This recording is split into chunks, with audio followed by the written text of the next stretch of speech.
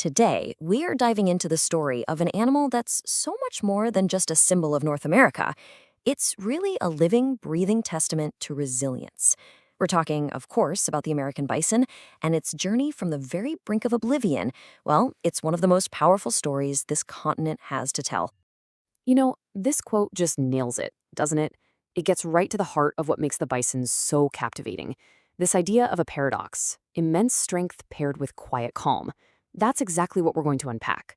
How can something so powerful also have such a feeling of tranquility? Let's get into it. Okay, so to really get this paradox, we have to start with the immense strength part. I mean, you have to get a feel for the sheer physical presence of this absolute giant of North America. Just try to wrap your head around this for a second. Over 900 kilograms. That's almost a ton. We're not just talking about a big animal here. This is a true force of nature, like an anchor on the landscape. And then, on top of that incredible weight, you've got its height, around 2 meters tall at the shoulder. So when you put those two numbers together, you really start to get a sense of the sheer physical dominance of the bison out there on the plains. And here's the kicker. It wasn't just a few thousand of these giants. We're talking tens of millions. I mean, can you imagine? Vast herds that literally shaped the ecology of the whole continent, from the grasslands to the river valleys.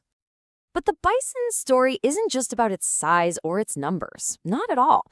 To truly understand it, you have to look at the deep, deep connection to the people of this land. For them, the bison was a source of life itself. This is so important.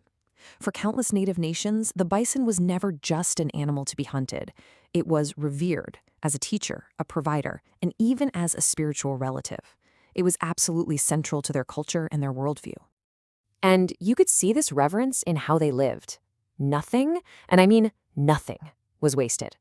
Every single part of the bison was used, and used thoughtfully. For sustenance, sure, but also for clothing, for tools, even for fuel. The bison provided everything. But this ancient, balanced relationship and the very existence of the bison was about to face a catastrophic threat. This is, without a doubt, the darkest chapter in the bison story, but it's one we absolutely have to understand. I mean, this timeline is just staggering. Look at the speed of this collapse. You go from tens of millions in the early 19th century to fewer than 1,000 in the wild by the end of it.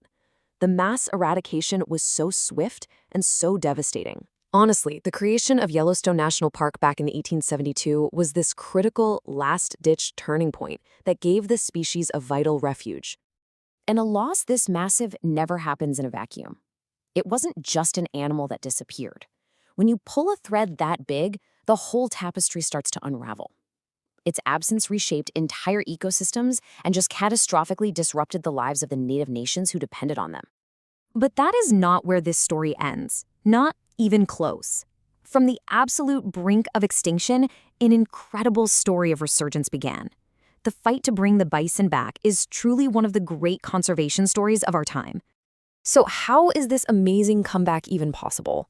Well, it's a huge effort, but at its very heart is something absolutely crucial: tribal leadership. Native communities are the ones leading the way, helping bison reclaim their ancestral homes and, just as importantly, helping restore the herds themselves. And a successful recovery is about so much more than just hitting a population number. It's about bringing back healthy, natural, social herds, the ones led by wise old matriarchs, with the sparring males and the curious little calves. It's about restoring the very soul of what it means to be bison. So all of this really builds to our final point.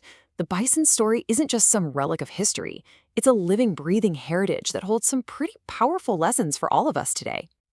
This quote just perfectly captures that feeling of seeing a bison today. It's not just an animal you're looking at. In that single moment, you can feel the weight of its ancient past, the trauma of its near extinction, and the incredible hope of its comeback all at once. And that's really the ultimate takeaway here. The bison's survival is this powerful reminder that heritage isn't something you just read about in a book. It's lived, it's active, it's woven right into the landscapes we see and the traditions that connect people to them. So as we finish up, I really want to leave you with this question. The story of the bison is kind of like a mirror, right? It forces us to ask, what can its journey, from abundance to near oblivion and back again, what can it teach us about our own capacity for resilience, about our definition of heritage, and about that profound connection we all share with the natural world.